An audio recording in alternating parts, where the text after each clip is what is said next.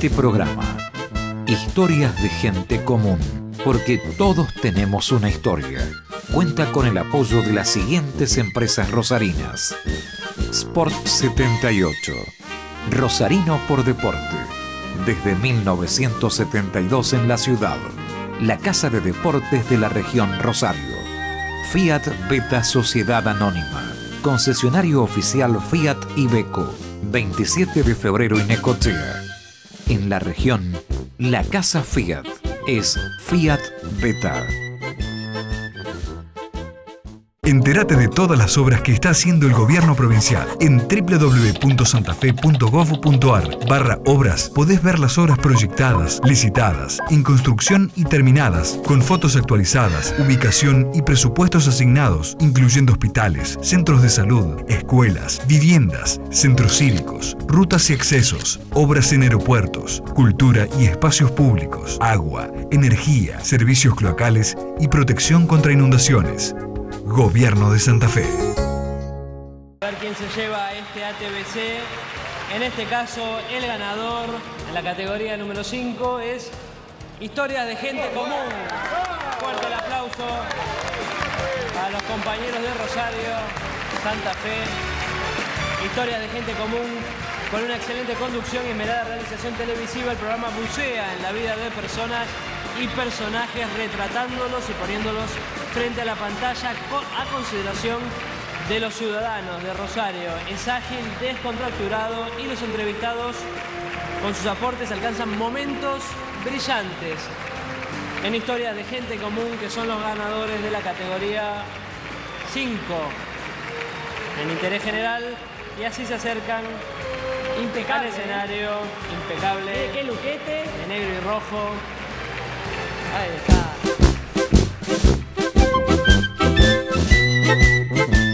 ¿Qué me cuenta? Ese premio que usted está viendo, este premio que usted está viendo, Historias de Gente Común, porque todos tenemos una historia, que sale por Somos Rosario. El premio está indicando algo sencillo, menudo, pero muy importante. El mejor programa de información general de todos los cables de la República Argentina y del Paraguay es, en el año 2011, Historias de Gente Común. La Asociación de Televisión por Cable de la República Argentina nos premió como el mejor programa de información general de esto, de los cables de la República Argentina. Ejem, ejem, ejem. Un beso en la frente, seguimos, chau. Hola, ¿cómo le va? Esto es Historias de Gente Común. La de hoy, la de Luis Echeverri. Tengo que hablar poco porque después en la charla se habló mucho. Y entonces si yo hablo mucho, ocupo el espacio de la charla, que es lo más importante. Presentamos el primer bloque de Historias de Gente Común. Hoy con Luis Echeverri. Ya sabrá usted quién es. El señor director, ahora. ¿Cómo es tu nombre completo? Mi nombre completo es Luis Alberto Echeverri. González por parte de mi madre. O sea que hay un vasco. Uy, ¿el González qué es? El González es asturiano. Asturiano. Así es. Mi abuelo era asturiano, el abuelo del padre de mi madre era asturiano. Y bueno, y mi apellido es descendiente de vasco, ¿no? Pero no, de cuarta generación de chilenos y argentinos. ¿Cómo es eso de chileno? Porque el vasco original, el que vino que era un vasco curtidor, que venía de Curtiembre, pusieron a Curtiembre y vinieron a Chile, fueron a Chile. Y yo tengo tíos nacidos en Chile, y primos nacidos en Chile. Y bueno, después mi abuelo, el padre de mi papá, que era un tipo muy especial, muy aventurero, vino, era gente que estaba bastante acomodada, todos estudiaron y todo. Vino a la Argentina, compró una mina de mica. Una mina de mica, Córdoba. En Córdoba. Y con eso... Perdón, vos estás diciendo mina de mica. Y nosotros estamos en el siglo XXI. Debe existir, y supongo que funcionará todo lo que sea mineraloide. Sí. Pero para mucha gente una mina de mica no es sabe para qué chino sirve. básico. No, las planchas se hacían, claro. la electricidad, se hacía la mica, sí. Se usaba para todas esas cosas. Después se dejó de usar, no sé qué. Bueno, la cuestión que así fue que mi abuelo vino. Es que era venenoso si te cortaba todo eso. Sí, no, eso no tengo presente. Bueno, vino a la Argentina. Se vino de Chile a la Argentina con la familia. Yo creo que tenía 2 hijos que ya habían nacido allá. Era una familia numerosa. Fue una familia numerosa. Y nacieron algunos en Buenos Aires, otros en Córdoba, de mis tíos, los otros hermanos, y mi padre, que era el menor de de la familia nació en Santa Fe, en la ciudad de Santa Fe. Dicen que mi abuelo era tipo muy buen mozo, muy pintón, corazoncito muy tierno tenía, y le gustaba el escolazo, que yo tenía, estaba completito. Un héroe. Paquetito, Para mí un héroe. Bueno, entonces dice que tenía esas maneras. Bueno, la cuestión que cuando nace mi padre, muere la madre. ¿Muere? La madre. Mi padre pierde la madre, la mamá. Era el noveno hijo, me parece, de mi abuela, muere con... No sé si del parto o posteriormente del parto, en esa época. Mi padre nació en el 14, en 1914. Y a los 5 años fallece el padre. Entonces mi papá, queda huérfano a los 5 años. Y queda a cargo de las hermanas. Tenía 3 hermanas, el resto eran varones, eran todos varones. Y las 3 hermanas habían estudiado que para la época ser maestra era cosa muy importante, era toda una... ¿Sí? Bueno, y una de las hermanas se casa con un señor Pacheco, que era director de escuela, cordobés, ¿no? Que vivían en Córdoba. Y lo lleva a mi papá, era maestro rural, y ella también, maestra. Entonces se van a una escuela en la sierra que quedaba cerca de Corralito, de la localidad de Corralito, estación Gijena también se llama ahora, creo. Y que es cerca de Río Tercero, por ahí, por la zona esa. Bueno, y van a vivir a la casa que tenía en el colegio. Y enseñaban todos los grados juntos. Entonces mi papá lo llevaban a mi papá, que tenía 5 años, 4 o 5 años, no sé cuánto. Y hizo toda la escuela primaria con la hermana y el cuñado. El tío. Y cuñado. Tuvo un hijo, mi tía, mi primo Severo, que ya falleció, que era pero unos años más chico que mi papá. O sea, que mi papá jugaba con los... Y pasó lo que mi papá decía que fue la época más feliz de su vida, la niñez en Córdoba, en contacto con la naturaleza, porque vivían en el medio del campo, en el medio de la sierra. Claro. Vivían en el colegio. Y bueno, cuando llegó la época del secundario, que en esa familia estudiaban todos, había que estudiar, o sea, hubo un conciliábulo de los hermanos mayores, eran todos mayores, mi padre era el menor, y lo pusieron pupilo. Que era lo más atinado. Era lo más atinado, claro. No lo podían, ahí en Corralito, por supuesto, no había secundario. Lo pusieron pupilo en Córdoba con los salesianos. Y ahí mi papá estuvo 5 años pupilo, 6 años hizo el secundario ahí, y aprendió el oficio, gráfico. Claro. Tipógrafo. Y bueno, salió del colegio de curas, de pupilo, salió santificado y al año estaba comiéndose los curas crudos. De izquierda, militante de izquierda, obrero, todo así. Era muy difícil, vamos a aclararlo para beneficio de tu viejo, estar en el gremio de los tipógrafos y no ser medio anarquista. Sí, era anarquista. Bueno, él estaba en la comisión de Humberto Rodríguez, que era anarquista. Era muy difícil, anarquista, era muy Humberto difícil, Rodríguez. sí. Y, bueno, la cuestión era un tipo magnífico, extraordinario, muy democrático. Bueno, la cuestión que se vino para Rosario, donde una de las hermanas, que es mi madrina, era mi madrina, ya falleció, mi tía Graciela, vivía acá y estaba casada con un señor una familia, con un hombre que pertenecía a una familia que tiene una carpintería muy grande en la calle Presidente Roca y Pellegrini, una carpintería de aberturas de edificios, de carpintería industrial, no carpintería. Por ahora, ahora en estos años viven los García, que es la inmobiliaria del Español, así que... Bueno, no, ellos están entre Montevideo, no sé si Montevideo y Pellegrini o Montevideo y Ceballos, a mitad de cuadra, una de esas propiedades inmensas, ¿viste? Un terreno inmenso que después construyeron un edificio. Bueno, cerró la carpintería. Yo la conocí, la carpintería. Bueno, se vino para acá, para Rosario, y entró a trabajar en la capital. Es decir, entró primero aprendió otro oficio, el de carpintero, porque él vivía en una pensión, tenía 20 años, 18 años, 19 años, le cambió empezó con todas las ideas de izquierda, muy ilustrado. Mi papá tenía muy buena biblioteca, y que heredé yo y que utilicé yo en mi despertar con los libros. Y bueno, se entró a trabajar en el año 36 en la capital. Primero empezaba como un supernumerario, iba todos los días a la puerta del café de la capital, y ahí llamaban él era armador, era tipógrafo y tipógrafo armador. Llamaban 3 o 4 por noche para cubrir lo que los tipógrafos, los armadores armaban 2 páginas por día, si el diario salía con muchas páginas necesitaban más armadores. Hasta que en el año 36... Ya había reglas del sindicato. Sí, bueno, los gráficos eran un sindicato viejísimo. Sí, la es Federación Argentina de Trabajadores de la Imprenta. Es del siglo XIX y de los primeros. Y la Federación Gráfica de los primeros, sí. Bueno, fue un sindicato al que el peronismo tardó mucho en entrar. Sí, sí. No podía entrar, es decir, no podía entrar porque venían eran todos anarquistas, comunistas, socialistas, venían todas de la época de Sebastián Marota. Tal vez diga algo inconveniente. Tenían un armado intelectual.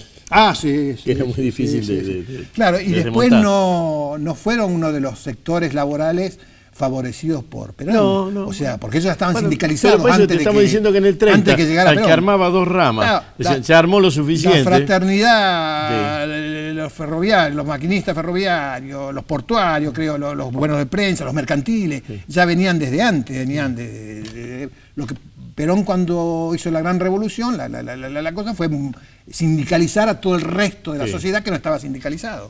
Ese fue y por supuesto sindicalizarlo y ponerlo todo bajo su órbita, ¿no? Su órbita política. Bueno, la cuestión y acá fue cuando él empezó a militar en el sindicalismo, entró a trabajar en la capital, entró efectivo en el año 36, pasó toda la guerra civil española trabajando para el Socorro Rojo, que era comunista, que era una organización comunista, él era anarquista, tenía todos amigos anarquistas, sin contradicción, y bueno, así era. Y con el paso del tiempo llegó el peronismo, era antiperonista, en mi casa era antiperonista, yo nací en el 42, calcula cuando cae Perón, en el 55, yo tenía 13 años, estaba en primer año del secundario, en el superior de comercio, y bueno, mi padre, que no era peronista, no era de cosas, era bastante... ¿Por dónde vivías en ese Barrio época? Parque. ¿Cuál es Barrio Parque? Acá, cerca provincial, La Paz y Lago, por ahí esa zona. Yo vivía en Coffin, una cortada. Ahí hizo casas Don Hilarión, por ahí. Claro, bueno, yo vivía en la Vivienda del Trabajador. El barrio La Vivienda del Trabajador, que se llamaba así, que era la Vivienda del Trabajador, pero para trabajadores. Vivía Escalante, que fue jefe político de Rosario, que era jefe de policía, que era como el jefe de policía, vivía ahí. Yo era amigo de los hijos, fui amigo de los hijos. Y otra gente, Cafarena, los García Cafarena, que fueron gerentes del Banco Nación, que todavía viven. Y estaba el padre. Bueno, y el padre García Cafarena, ¿no? Claro, la familia. Sí. Bueno, pero esta gente eran el García Cafarena padre, el hombre mayor, que fue un viejo funcionario del Banco Nación, que llegó a ser gerente del Banco Nación, tesorero, creo. Y vivían en ese barrio. Vivían en ese barrio. O sea, era un barrio había sido un barrio obrero, pero una edificación de primer orden. Sí. Hay 3 barrios en Rosario construidos en la misma época, con la misma arquitectura. Uno en Mendoza y Paraná, al lado de las vías, que está dentro de la mía. El barrio Parque, Mendoza y Paraná, y el otro estaba en Arroyito, pasando Génova, de la mano para allá, por la línea Alberdi, de la mano, digamos, cuando vas para Baigorria, de la mano izquierda, o sea, del lado de allá. También de la misma arquitectura, las mismas casas, el tipo de casa eran... Bueno, yo vivía ahí, me crié... ¿Y este se llamaba Barrio Parque por el parque? Por el parque, se llamaba Barrio Parque por el parque. Yo vivía en la calle Coffin, 2933, que era la calle Coffin. El nombre Coffin es porque fue el primer presidente de la sociedad rural, que era un norteamericano, primer presidente de la sociedad rural argentina. Es una cosa extraña. Originalmente el pasaje eran 3 calles. Ahí vive en Segovia, en el barrio. Vivió toda la vida. Primavera, claro, en Segovia, vive todavía. Está ahí, bien. Bueno, era el pasaje Las Artes. Por Las Artes, el médico anarquista, médico. Y después, en el tiempo de Perón, no sé para qué, le cambiaron el nombre. Y no le pusieron el nombre. No le pusieron Evita. Le pusieron el nombre de Coffin, John Coffin, que era un norteamericano que fue el primer presidente de la Sociedad Rural de Rosario. De Rosario. Que fue fundada, entre otros, por De la Torre, la Sociedad Rural de Rosario. Sí, bueno, Coffin tenía estancias acá, tierra acá. Y así y todavía se llama Coffin, con 2 F. ¿Y en ese barrio con quién jugaba? Bueno, ¿con quién jugaba? Jugaba, sí. Bueno, sí, yo tengo unos recuerdos ¿Cómo se casó tu viejo con mi madre? Bueno, es una historia tipógrafo anarquista extraordinaria. Se casó con la hija de un católico, jardinero del colegio La Misericordia, cuya hija, mi madre, estudió el primario y secundario en el colegio La Misericordia. Estudió becada, por supuesto, porque no era un laburante. Era la hija del jardinero. Pero era la hija del jardinero, y las monjas, la más chica, las mujeres, la más chica, después eran también como 9 hermanos, vivían en el colegio. Tenían una casa en el patio, y mi abuelo que tiene una historia espectacular para contar, era el jardinero. El colegio es el que está en San Luis y Oroño, bueno, la Misericordia, que llega hasta Balbear. Sí. Bueno, tenía un jardín impresionante, como tenía el Santa Unión, después que se lo lotearon y todo lo demás. Bueno, y no solo era jardinero, sino que era el hombre del colegio. El casero, cambiaba ¿no? las casillas, las luces, qué sé yo, era don Ángel, las monjas, eso lo manejaban las monjas. Y cuando entonces una madre superiora, que lo estimaba muchísimo, mi abuelo, bueno, una historia aparte que merece ser contada, mi abuelo era asturiano, hijo de un maestro rural asturiano, que emigró, no a la Argentina, a Brasil, a Río Grande do Sul, al campo, porque el padre del que era maestro rural, como te digo, de mi abuelo emigró, creo que tenía 11 años, 12 años, 10 años, no sé cuánto, no sé en qué época vino, a Brasil, quería ser mi bisabuelo, trabajar la tierra. Entonces acá, América, les daba la oportunidad de tener tierra, colonizar o colonos. Entonces vinieron y fue a Brasil. En Brasil se criaron en el campo, ellos cosechaban lino, o sea, lo que se cosechaba mayormente en el Río Grande do Sul, que era un lugar como la pampa húmeda, así, de riqueza y que es pegado acá cerca de la Argentina.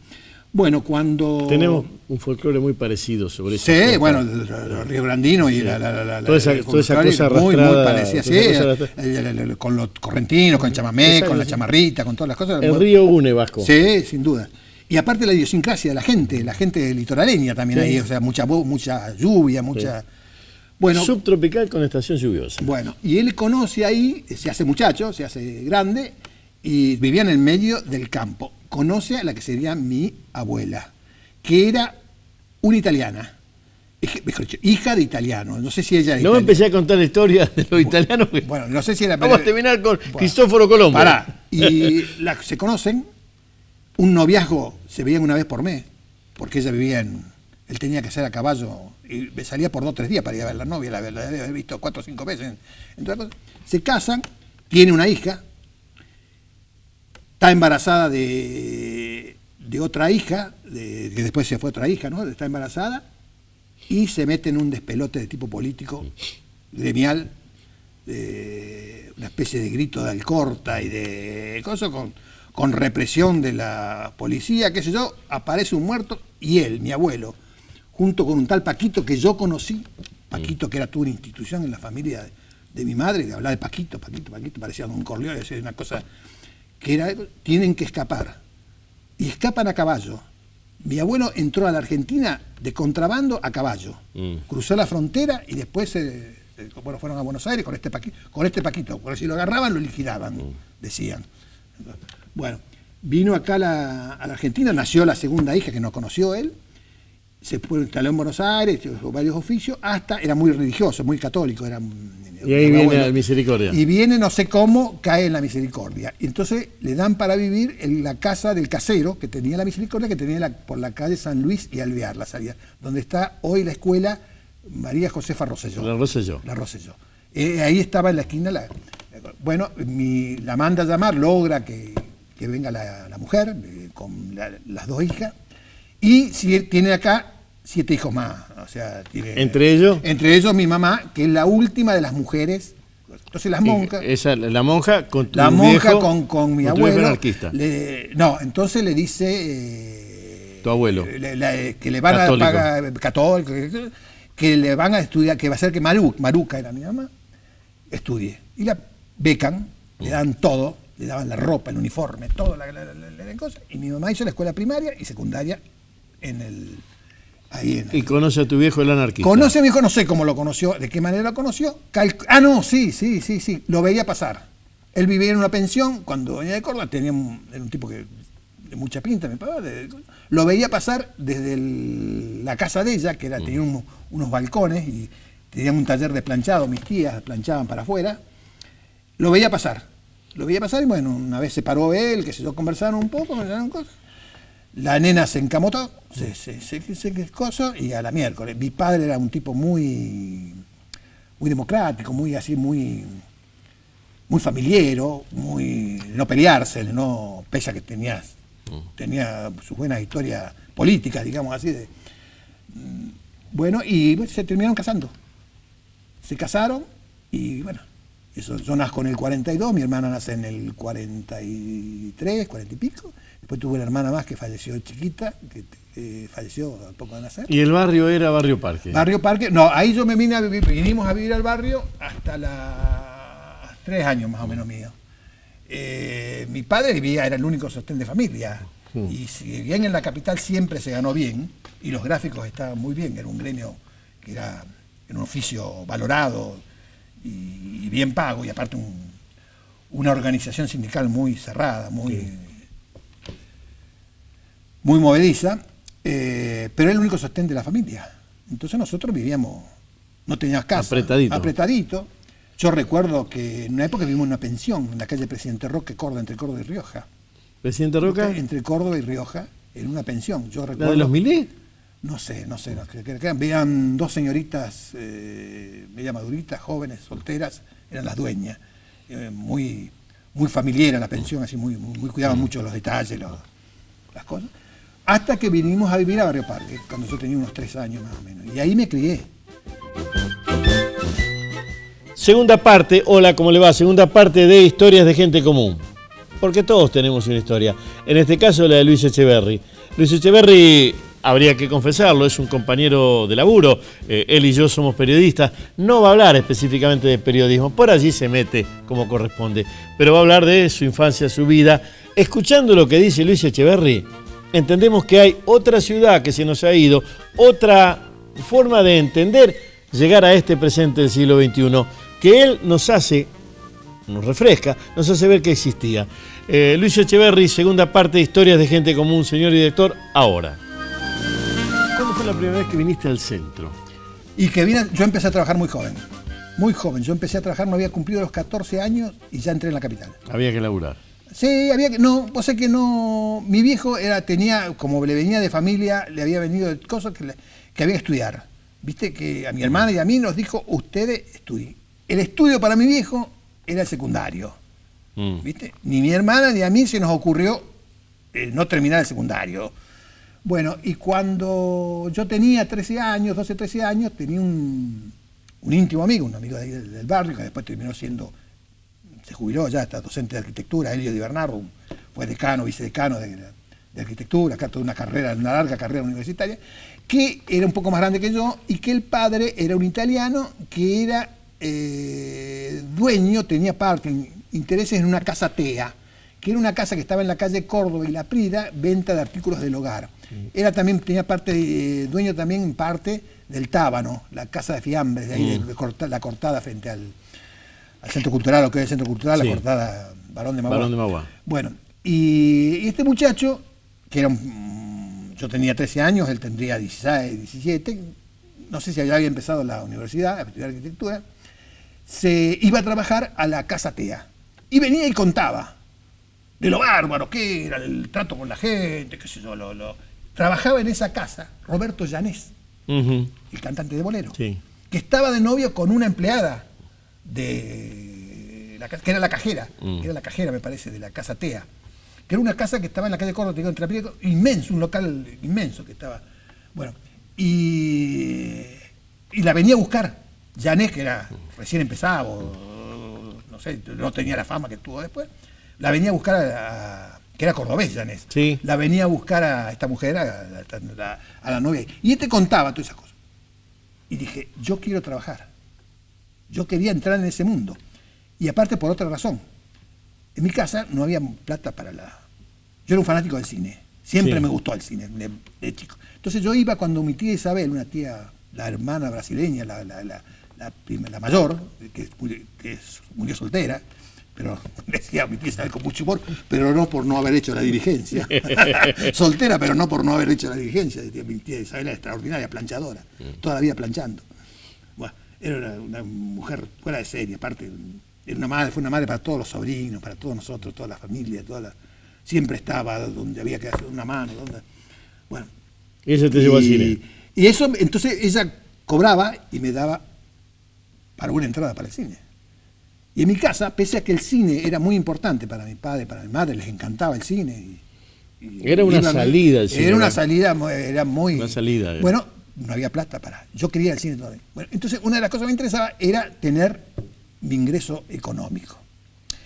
Entonces yo le había dicho a mi padre que quería trabajar, sin decirle qué es lo que quería. Un día viene mi padre, ellos cuchichean con mi madre, yo tenía 13 años, todavía no había cumplido, yo cumplo año el 21 de enero. Entonces me habla mi padre, que habían puesto un cartel en el diario, en el transparente del diario, que le pedían al personal que estaban vacantes, iban a quedar vacantes 2 cargos de cadete en la casa central ahí del diario, que la empresa que venía de recuperar, la familia venía de recuperar el diario que estaba en manos de Nora Lago, que estaba en manos de Nora Lago, que lo había echado a todo, que lo había, una cosa, o sea que venía se había caído el peronismo en el 55, esto era en el 56, en enero del 56. Le ofrecía la posibilidad que se notara. Entonces habló mi papá con mi mamá, habló conmigo, vos querías trabajar. Bueno, ahí existe una posibilidad, ninguna cosa cierta, pasó esto así. Vos me prometés que no vas a dejar el estudio, me prometés, no. Bueno, yo voy a presentar a pedir a ver si esto. Y yo calculo que un poco por los antecedentes de mi padre, de haber estado en la resistencia,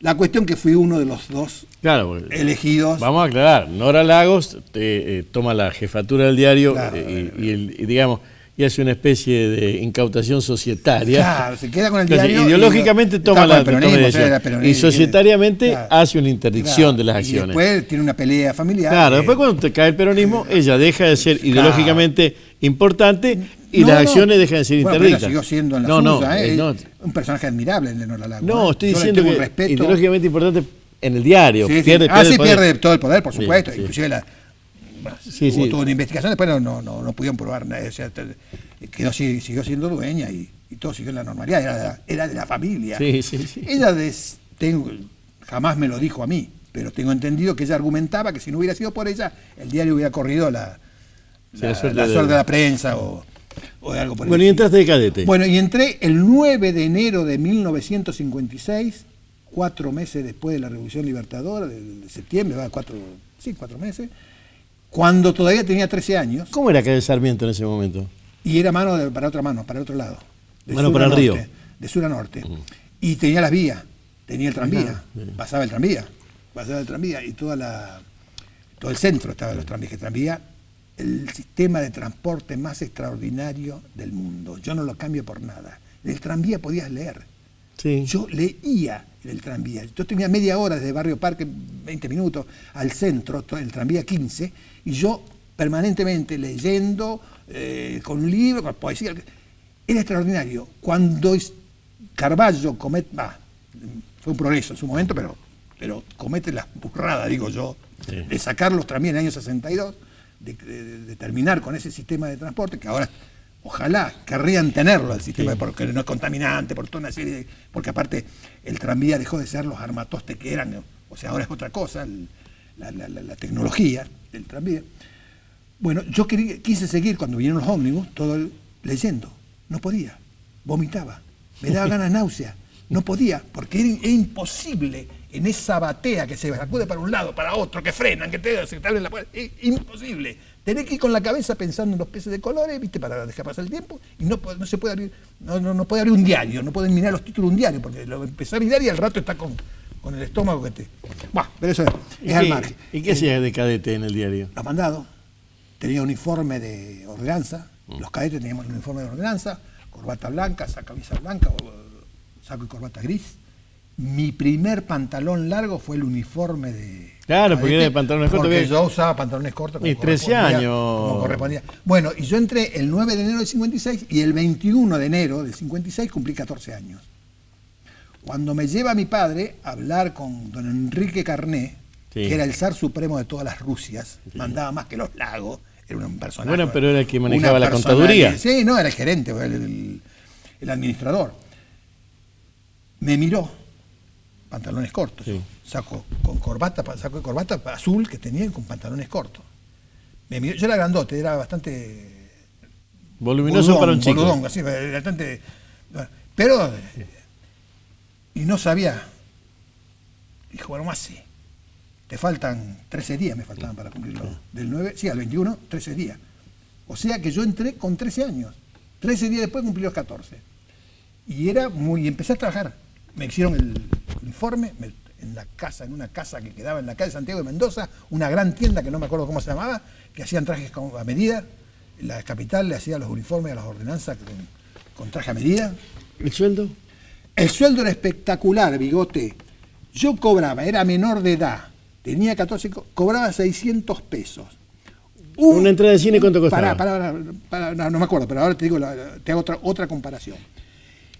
El aspirante o el auxiliar administrativo, que era el sueldo de un mayor de edad, o entraba con 20 años, 22 años, entraba como aspirante a la redacción. A la administración entraba como auxiliar, que era el primer sueldo, ganaba 800 pesos. Yo ganaba 600, era menor. ¿Qué podías comprar? De todo. Vos no te podés imaginar lo que fue eso. Bueno, un empleado de La Favorita, de esa época, que La Favorita siempre tuvo a sus empleados sobre convenio. La Favorita es una empresa extraordinaria. No saben la gente... Lo que se perdió. Los empleados saben lo que es trabajar en La Favorita. Por la atención que tenían con los empleados, obra social, interna, viste, toda una serie de cosas. Los García los tuvieron los empleados. Bueno, y todos los sueldos de La Favorita ganaban 900 pesos. 8 está más o menos alrededor de eso. Y yo, un mocoso, pantalones cortos, con 13 años, que no necesitaba trabajar, porque en mi casa había muchas privaciones, de vez en cuando se vencía la factura de la luz, viste, que se había que correr para toda una serie de cosas. Pero... ¿no pasabas hambre? No, de ninguna manera. Mi padre ganaba bien, mi padre compraba libros, mi padre, qué sé yo, en casa se hablaba tardó en llegar la heladera, tardó en llegar el lavarropa, pero llegó. ¿Viste? El televisor también tardó en llegar, pero llegaron. O sea, ese era una clase obrera, digamos, un poquito alta, bien pagada. Bueno, yo ganaba 600 pesos. Le daba todo lo que cobraba a mi mamá. Así, cobraba y se lo daba. Y mi mamá me daba 60 pesos. El 10%. Eso, me daba. ¿Para qué me servía esos 60 pesos? El transporte al colegio, yo iba al colegio de mañana, el Superior de Comercio, cosa que fue una locura, un desastre de mi segundo año. Los profesores, cuando yo dije que no podía hacer gimnasia porque trabajaba y te presenté un certificado, me asombraban. Una profesora de francés me llevó a darme clases, en el Superior de Comercio se daba francés e inglés, los dos idiomas, durante los 5 años. Bueno, y me llevó a la casa de ella, porque emocionada, porque no concebía cómo un chico que iba al Superior de Comercio de mañana trabajara. Y yo trabajara, y me iba como la mona en el estudio.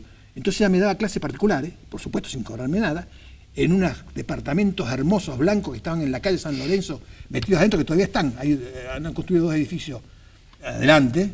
Hay Sarmiento entre San Martín... ¿Sarmiento o San Lorenzo? San Lorenzo, entre Sarmiento y Mitre, o Mitre y Entre Ríos. No me acuerdo, de la mano de... yendo por San Lorenzo. ¿Con 60 pesos qué hacía? Bueno, con 60 pesos. Iba al colegio, el transporte. Me compraba un sándwich y una gaseosa todos los días en el kiosco del Turco Alejandro, que era un kiosco que funcionaba dentro del colegio, del patio del colegio. Iba al cine.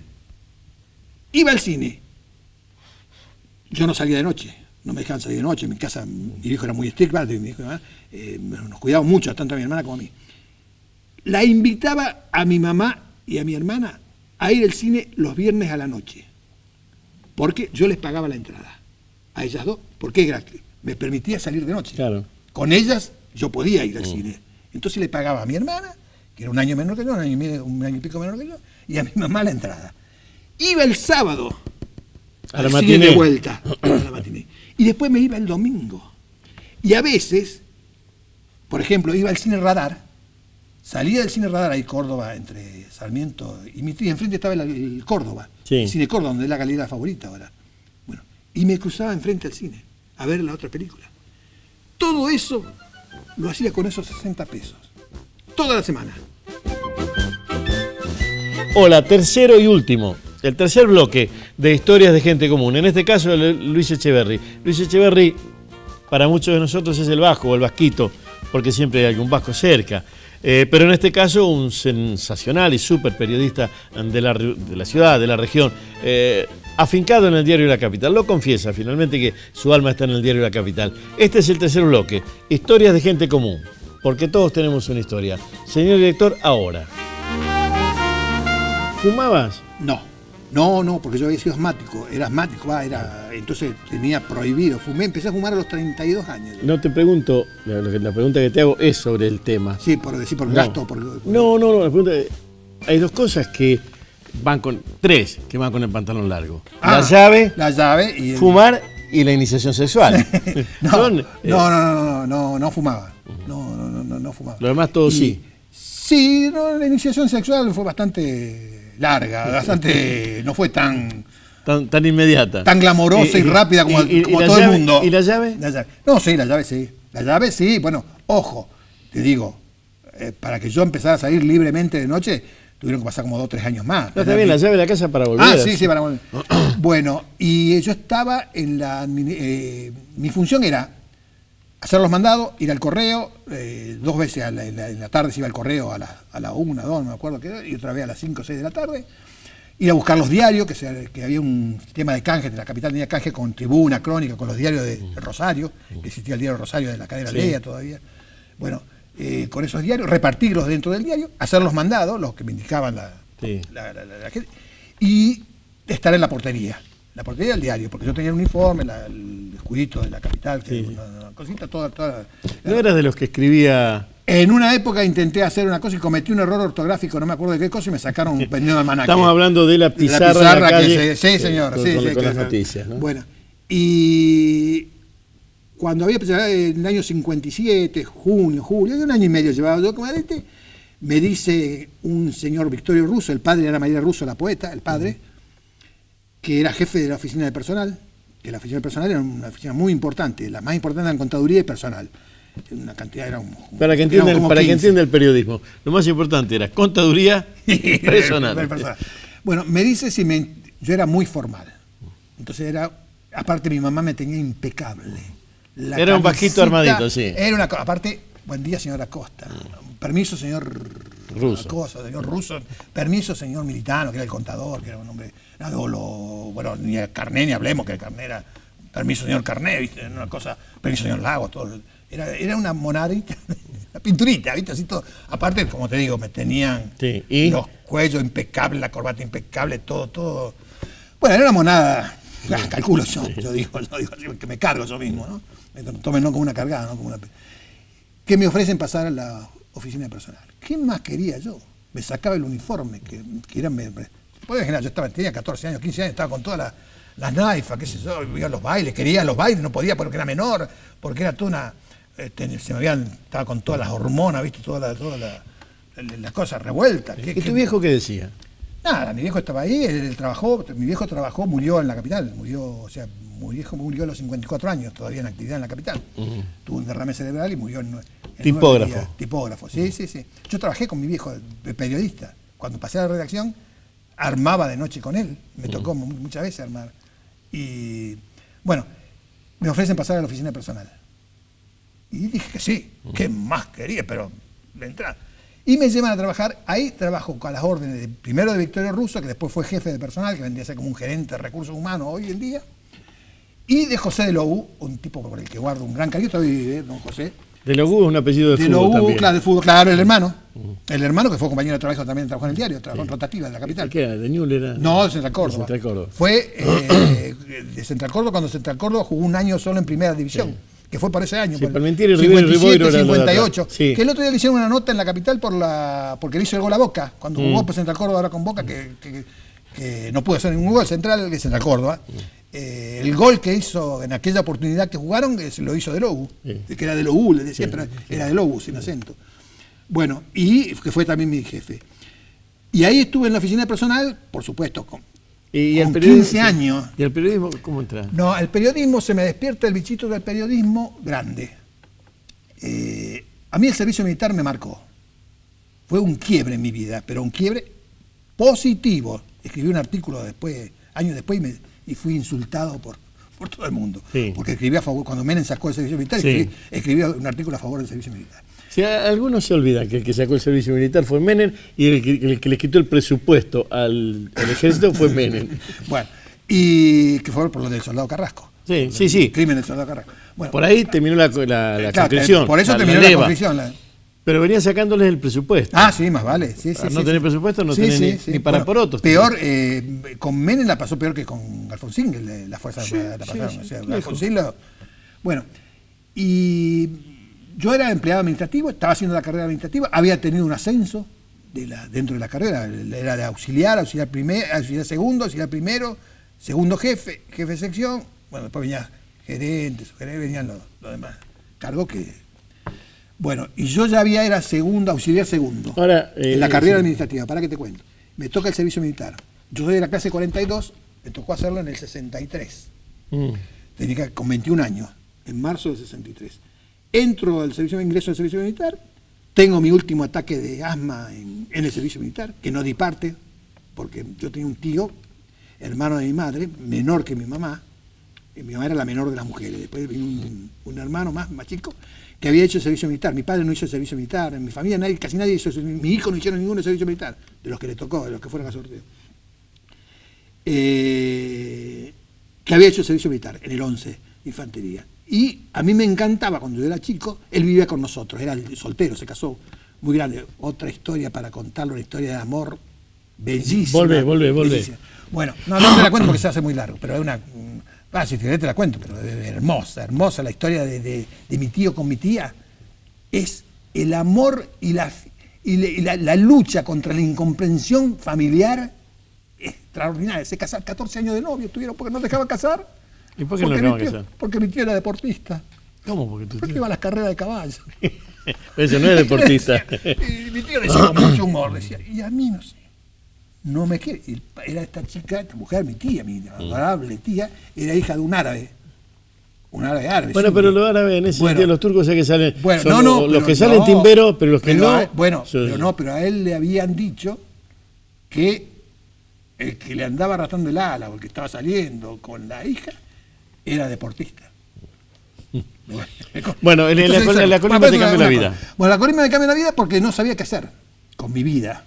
Ahí estaba la colimba, como toda vida militar, tiene muchos tiempos muertos, al cohete, en que no hace nada. Y uno de esos era, por ejemplo, hacer guardia.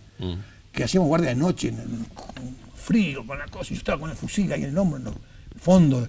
Porque yo, para comer en la compañía, donde estaba el 11 de Infantería, estaba en una compañía combatiente, de la llamada combatiente. Sí. Bueno, era de fusilero. Y tenía puesto fijo en la sala de armas de la compañía.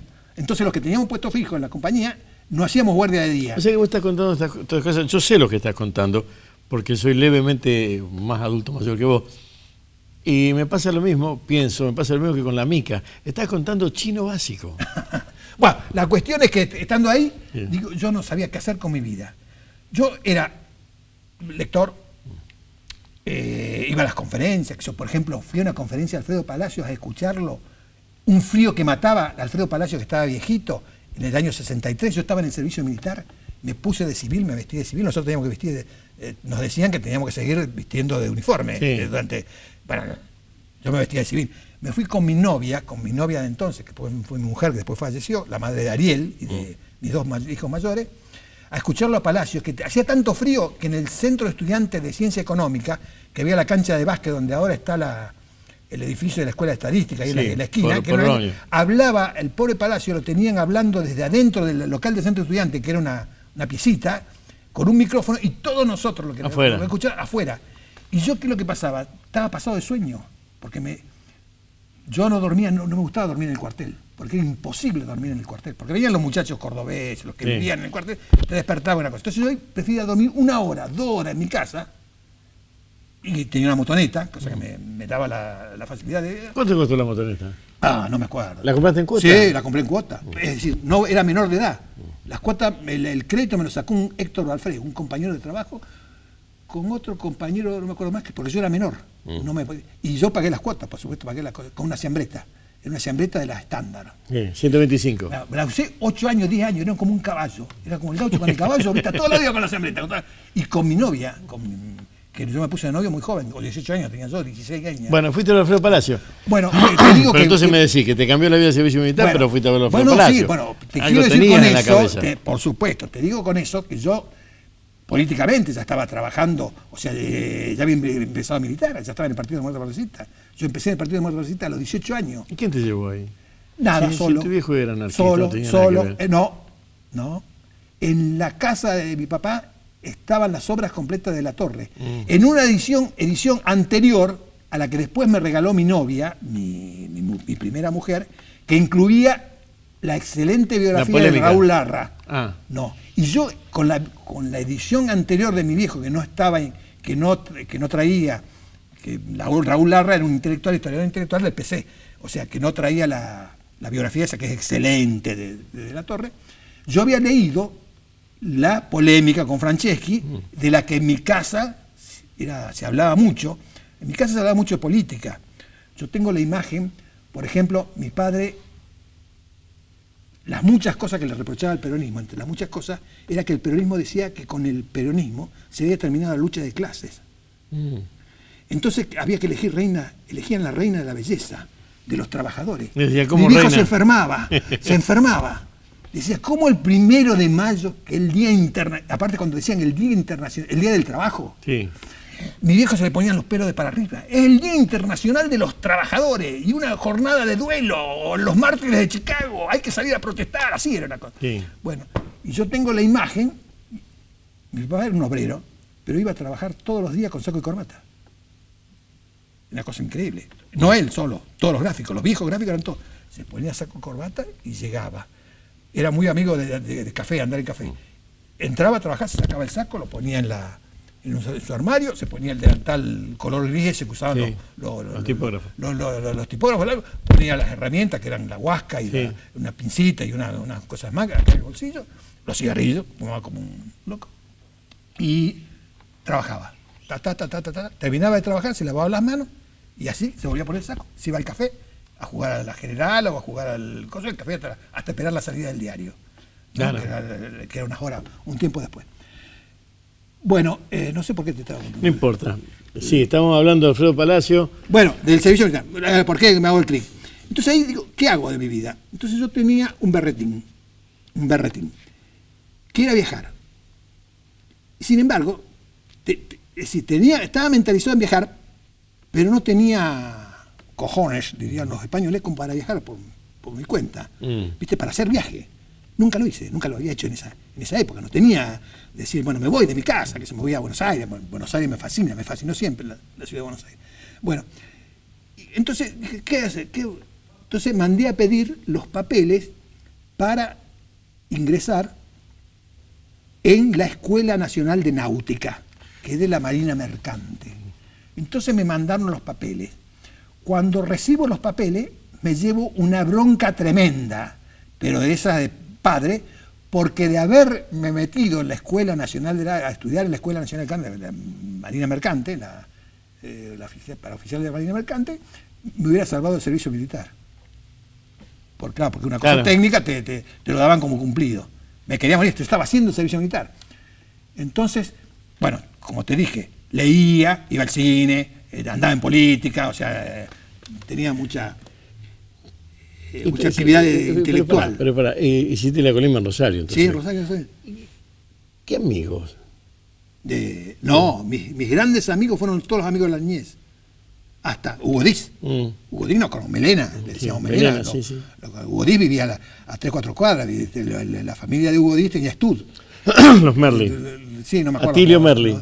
No me acuerdo. Atilio Merli, el tío de él es Atilio Merli, el cuidador. El cuidador. Huguito Diz yo me acuerdo en Provincial, recién hablaba con Yuria de Provincial y todas las cosas. Yo me crié en Provincial, estaba a 2 cuadras de mi casa, y era un club extraordinario, magnífico. Bueno, pero si estuviste con Hugo Diz, estuviste con Nevia. ¿Con Hugo? Con Lito Nevia. Bueno, no lo conocí en esa época. Bueno, con Hugo Diz la Colimba, yo siempre lo cargo.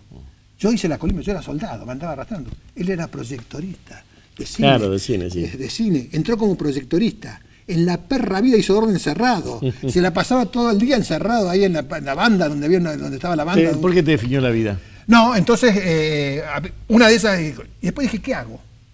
¿Qué hacía? Y por ahí se me ocurrió.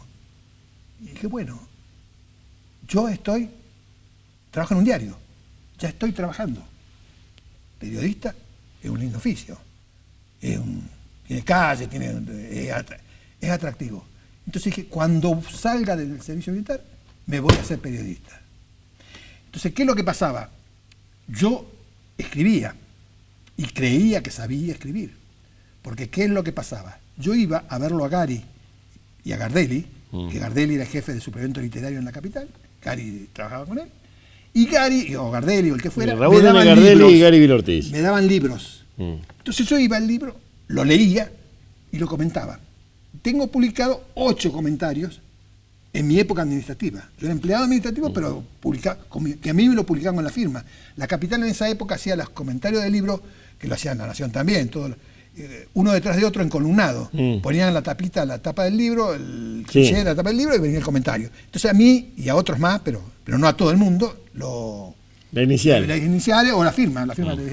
Bueno, entonces para mí era, solo hecho de aparecer el nombre mío, bueno, yo, o sea, con eso yo dije, pucha, sé escribir, leo, estoy en el mundo, en la calle, me hago periodista.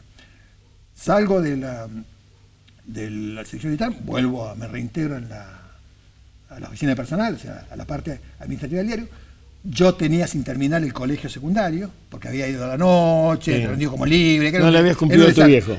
No, nunca había dejado. Mi viejo vivía, mi viejo muere en el año 69. O sea, estoy hablando en el 63, 64. La cuestión que debía materia de cuarto año, porque rendí como libre mucho tiempo.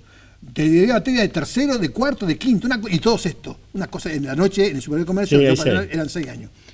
Bueno, me agarró mi novia, que es una chica muy inteligente, me preparó en química, en un montón de materias, rendí todos los viejos, todo lo que tenía, en el 64. Sí. En el 65, cuando termino el secundario, cuando termino el fin del 74, y cursé el año del sexto año, lo cursé toda la noche yendo al superior de comercio. Cuando termino eso, me presento en el diario y pido autorización que me dejen ir a practicar, a estudiar, a hacer una pasantía, digamos así. Entonces, ¿qué es lo que pasaba? Que era una cosa que me dijeron que no al principio, porque era ilegal, no se podía hacer. Lo hicieron, lo pude hacer. Que era, después de mi horario de trabajo en la administración, que terminaba a las 7:30, yo me iba a la redacción y trabajaba un par de horas. Y ahí me enseñaban a trabajar. Lo que yo quería. Entonces, ¿qué crees? No, dale. Bueno, entonces me dijeron primero que no, que había un impedimento legal, que si yo patatín patatero, que no se podía, que yo podía reclamar. Bueno, yo me comprometía a no reclamar nada, porque siempre fui un hombre de la capital total, o sea, estuve siempre identificado con el diario, Bueno, nunca di problemas, digamos, nunca tuve. Y bueno, logro que me permitan. Y empiezo a trabajar y Gardelli en esa época era un flamante jefe de redacción.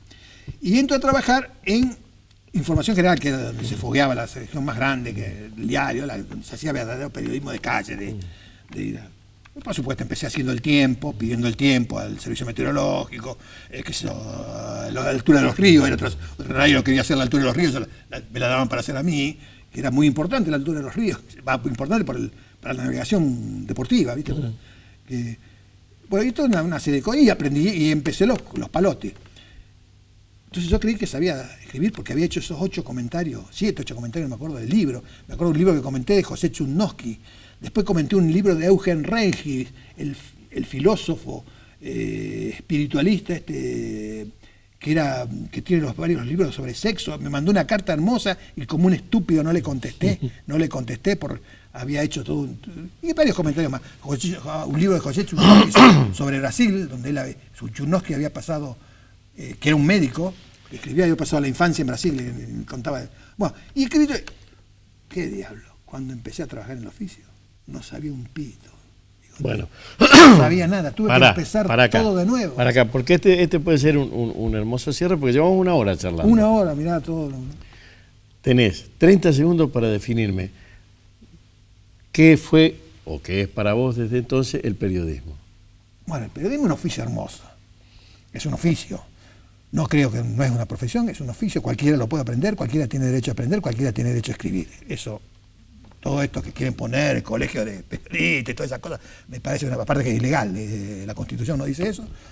Creo que es uno escribe y puede intervenir en un medio si tiene condiciones. Si no tiene condiciones se tendrá que dedicar a otra cosa, ¿viste? O poner su propio medio, ser bueno para los negocios, hacer un negocio y poner un medio. O sea, por un lado, es un oficio extraordinario que tiene ciertas reglas.